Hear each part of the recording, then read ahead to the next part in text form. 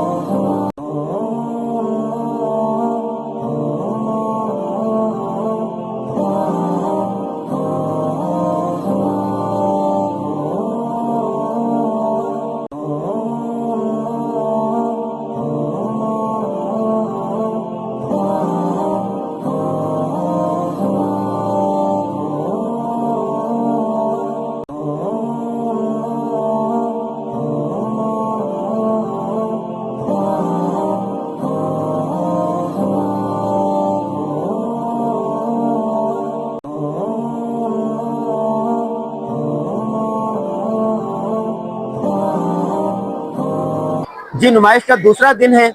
हम सुबह आए थे और रात 9 बज रहे हैं। सुबह जब आए थे तो यहाँ पर सारी हमारी किताबें थी। अल्हम्दुलिल्लाह अल्हम्दुलिल्लाह सारा स्टॉक निकल गया। सिर्फ ये 10 किताबें रह गई हैं। 1 2 3 4 5 6 7 8 9 10, सिर्फ 10 किताबें रह गई हैं। बाकी आज बहुत बेस्ट सेल किताबें हुई हैं, रिकॉर्ड फरोख्त हुई हैं किताबें। ये सब आपकी मोहब्बत है और हमें खुशी इस बात की है कि किताब पढ़ने का रुझान बढ़ रहा है। बाकी कल मिलते हैं इंशाअल्लाह। कल नया स्टॉक आएगा। जब तक हमें इजाज़त दीजिए। अल्लाह हाफिज़।